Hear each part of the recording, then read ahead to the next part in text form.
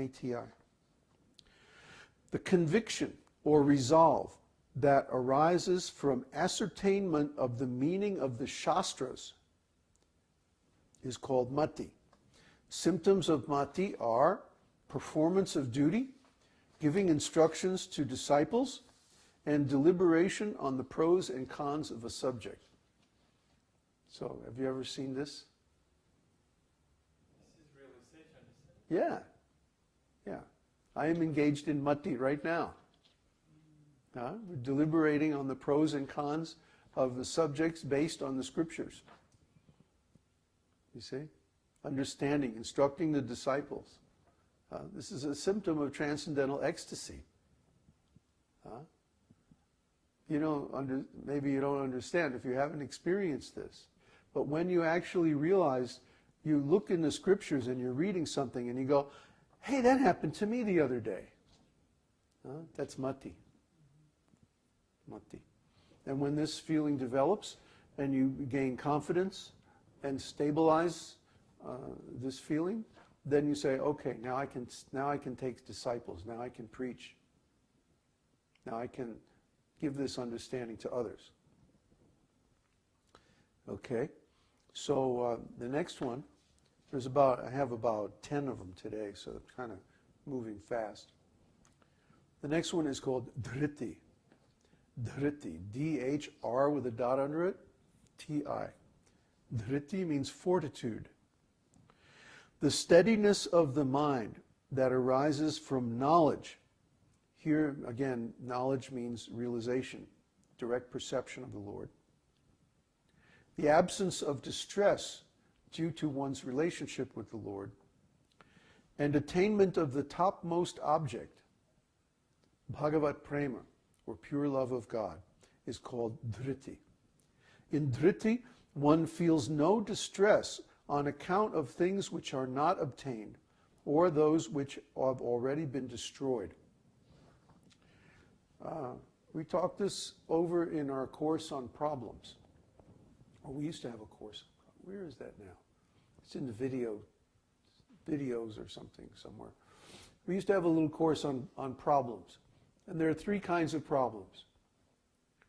I don't have something I want, or I have something that I don't want, or I had something I wanted and lost it. 3 kinds of problems. So when you experience dhriti, these 3 kinds of problems no longer affect you.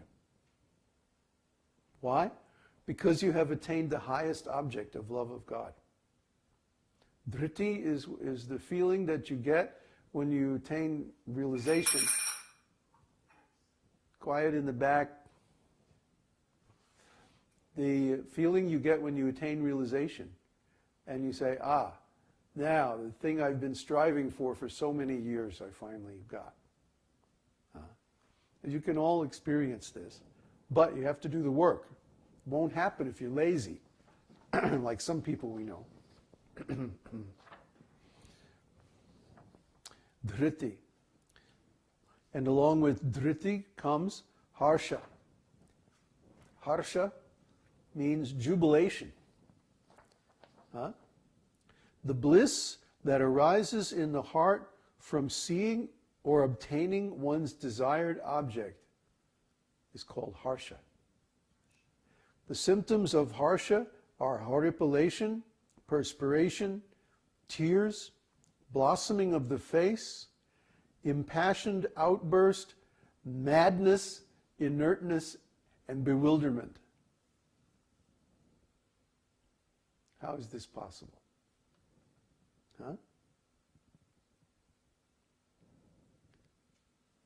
How is it possible? How is it not possible? When you see Krishna. Yes, when you see Krishna. When you see Krishna and you get the confirmation from Krishna that, yes, I accept your service, yes, you have attained me. That gives rise to all these symptoms. So, now, why would this be a cause of bewilderment? Could be overload. But another reason is that When a person achieves something they've been striving for a long time, their whole life changes. Everything changes.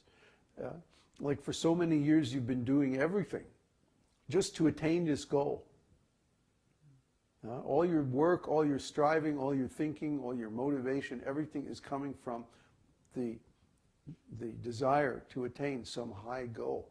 Then when you attain that goal, it's like, now what? Ah! That's why failure is much easier to deal with than success.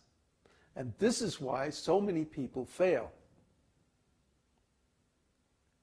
Because they can't deal with getting. They could never handle success. And I mean, here's a good example. People who win the lottery.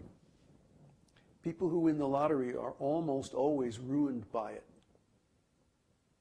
Why? Because all of a sudden, they can buy anything they want.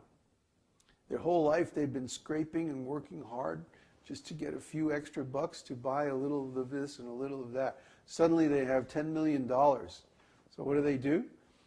To go out and drink themselves to death, or OD on drugs, or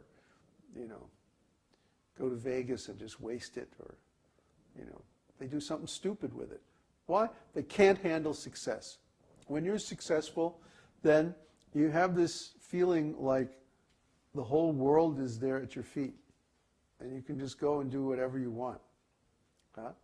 It's a very intoxicating feeling, a very dangerous feeling. So it has to be approached with great restraint, with great self-discipline. See, we recently, one of the reasons why some people ask, well, why? Well, you keep changing, you keep going through these different phases, and what are you doing? Why do you move every 6 months? People can't understand this. It's because we're going very fast through changes that people normally take years. We're going in a matter of months. See? Our community is evolving, it's developing at such a rate because we have a very clear vision of where we're going. See? If you want to know, read our project plan. It's on our website. It's on the forum. Read the plan for the Bridge community. Well, what we're doing is we're creating a community in the design that was given by our spiritual master, Srila Prabhupada, which is in turn, of course, based on the teachings of the Vedas. And so we want to design this community and put the vision of this community in place while we have very favorable astrological aspects for this kind of work. And this aspect is pretty much over in April. So we have like one more month, or like 4 weeks or something like that left of this very powerful aspect where basically anything we want will manifest. So we're putting out all our plans and making everything very clear. And that was our priority. That's been our priority for the last 3 years. And we had this aspect for the last 3 years. So we're taking advantage to take the vision that we got from attaining self-realization and put that into a practical form. And now the plan is almost complete. And all we have to do is like work it. The machine is all built. Now we just have to crank it. So I'm changing my focus from planning and preaching to doing and teaching. And you're going to see our community is going to continue to grow, and it's going to be very successful. It's never going to be big, because anytime we get beyond a certain size, we're going to split into 2 communities. So we're going to found many different communities, and oh well, you'll see. It's going to be really far out. Don't miss it. Don't go away. Okay, so after Harsha we have Autsukya. Autsukya means ardent desire. The inability to tolerate the passing of time, instigated by an intense longing to see or obtain one's desired object, is called Autsukya. The symptoms of Autsukya are drying of the mouth, haste, anxiety, breathing heavily, and unsteadiness. So when we get this strong desire for Krishna, strong desire for self-realization, we're unable to tolerate the passing of time. That, oh my God, time is passing. Time is slipping away from me, and I haven't obtained my goal. I haven't obtained Krishna. We have to be like this. We have to be very focused on our desire. Why are we doing this? Why are we chanting? Why are we doing service? Why are we serving the different devotees? Why are we studying the books? What are we doing here? Why are we going to this satsang? Why are we doing so many things? Just to attain realization. That's why we're doing it. We should have this goal in front of us and be focused on it at all times. It's not just a routine. It's not